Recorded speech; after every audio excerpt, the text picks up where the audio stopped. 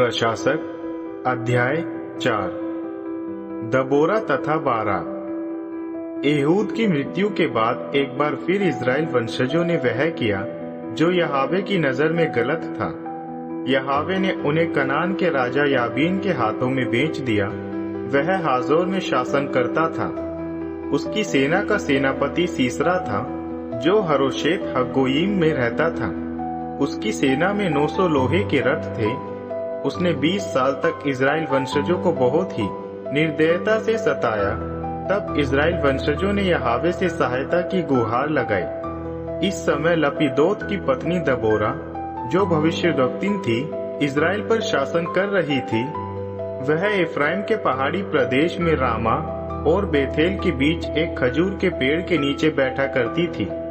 Israel वंशज न्याय पाने के लिए उसी के पास आया करते थे। उसने नफ्ताली के केदेश से अबीनोम के पुत्र बाराक को बुलवाया और उससे कहा, सुनो, यहावे इजराइल के परमेश्वर का आदेश यह है, ताबोर पर्वत पर नफ्ताली वंशजों में से तथा जेबुलून वंशजों में से 10,000 व्यक्तियों को इकट्ठा करो। मैं तुम्हारे सामने याबीन की सेना के सेनापति सीसरा को उसके रथों और उसकी सेना समेत कीशोन नदी पर ले आऊंगा और उसे तुम्हारे अधीन कर दूंगा।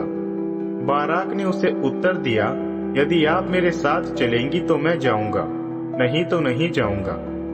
दबोरा ने उसे उत्तर दिया, मैं जरूर तुम्हारे साथ चलूंगी, लेकिन याद रहे तुम जिस अभियान पर जा रहे हो उसका श्रेय तुम्हें ना मिलेगा, क्योंकि उस स्थिति में यहावे सीसरा को एक स्त्री के अधीन कर देंगे।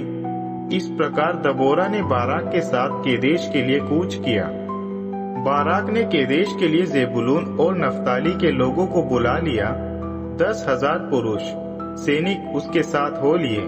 दबोरा भी उनके साथ गई। इस समय केनी हेबोर केनियों से अलग हो गया था। ये मोशे के ससुर होबाब के वंशज थे। हेबेर ने अपनी छावनी सानानीम के बांज पेड़ के पास डाल रखी थी। यह स्थान केदेश के पास है। जब सीसरा को सूचना दी गई कि अबीनोआम का पुत्र बाराक ताबोर पर्वत पर पहुंच गया है, उसने हरोशेत हग्गोयीम से लेकर कीशोन नदी तक अपने 900 लोहे के रथों और सभी सैनिकों को इकट्ठा कर लिया है। दबोरा ने बाराक को आदेश दिया, उठो, आज ही वह दिन है जिसमें यहावे ने सीसरा को तुम्हारे अधीन कर दिया है। देख लो, यहावे तुम्हारे आगे जा चुके हैं। तब बाराक 10,000 लोगों को लेकर ताबोर पर्वत से नीचे उतर गया। यहावे ने बाराक की तलवार की धार से सीसरा, उसके सभी रथ तथा उसकी पूरी सेना को हरा दिया। सीसरा अपने रथ से उतर गया और पैदल ही भाग गया।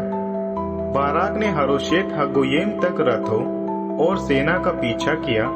सीसरा की पूरी सेना तलवार का कोर हो गई, एक भी सैनिक ना बच पाया।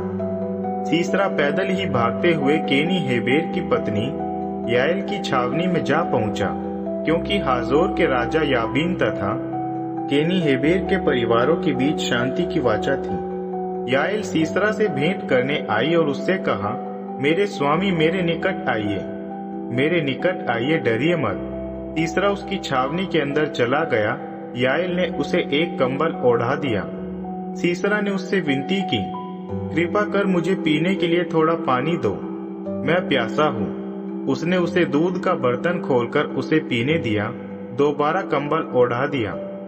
सीसरा ने याएल से कहा, तंबू के दरवाजे पर खड़ी रहना।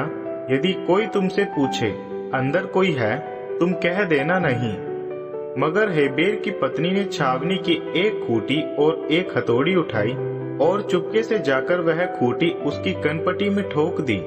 खूंटी उसके सिर से पार निकलकर जमीन में धंस गई और उसकी मृत्यु हो गई। वह बहुत ही थककर गहरी नींद में सोया हुआ था।